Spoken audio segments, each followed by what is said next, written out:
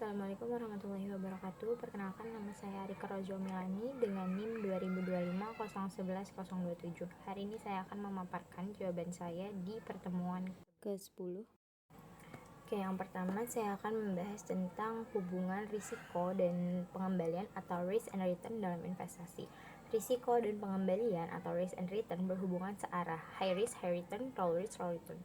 Investor yang menginginkan return tinggi harus siap menghadapi risiko lebih besar karena return tersebut merupakan kompensasi atas ketidakpastian. Saham termasuk investasi berisiko tinggi karena harganya fluktuatif, sedangkan obligasi dan reksadana berisiko lebih rendah karena returnnya lebih stabil. Pentingnya diversifikasi dalam investasi. Diversifikasi adalah strategi menyebar investasi ke berbagai aset untuk menurunkan risiko portofolio. Kerugian pada satu aset dapat ditutup oleh keuntungan aset lain. Contohnya kombinasi saham, obligasi, dan real estate membuat portofolio lebih stabil karena masing-masing bereaksi berbeda terhadap kondisi ekonomi. Yang ketiga itu konsep likuiditas dalam investasi. Likuiditas menunjukkan seberapa cepat aset dapat dicairkan tanpa kehilangan nilai. Likuiditas penting untuk kebutuhan darurat. Saham blue chip dan reksadana pada pasar uang bersifat liquid tinggi, sedangkan properti dan barang koleksi likuiditasnya rendah sehingga memerlukan perencanaan jangka panjang.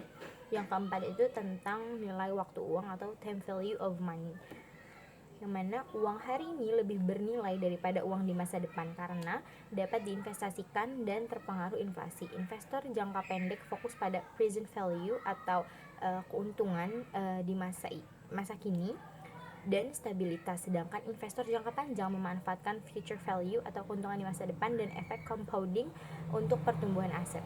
Yang kelima itu pengaruh inflasi dan suku bunga. Inflasi dan suku bunga itu memengaruhi daya tarik investasi. Kenaikan suku bunga menurunkan harga obligasi dan saham, sedangkan suku bunga rendah mendorong investasi. Inflasi tinggi menurunkan return real sehingga investor cenderung memilih aset pelindung nilai seperti saham dan properti. Yang keenam, investasi berkelanjutan atau ESG, yang mana investasi ESG ini mengintegrasikan aspek lingkungan, sosial, dan tata kelola untuk mencapai pertumbuhan jangka panjang. ESG penting karena menurunkan risiko bisnis dan meningkatkan daya tahan perusahaan. Perusahaan berbasis ESG lebih menarik bagi investor jangka panjang karena dianggap lebih stabil dan berkelanjutan. Yang ketujuh itu faktor psikologis dalam investasi. Risk aversion membuat investor terlalu konservatif, sedangkan overconfidence mendorong pengambilan risiko berlebihan. Kedua bias ini dapat merugikan portofolio. Investor dapat menghindarinya dengan analisis objektif, diversifikasi, memahami profil risiko, dan evaluasi berkala. Yang kedelapan, dampak perubahan suku bunga. Suku bunga rendah mendorong investasi saham dan properti karena biaya pinjamannya murah dan return deposito rendah. Sebaliknya, suku bunga tinggi menekan investasi karena meningkatnya biaya modal dan menurunkan daya tarik aset berisiko.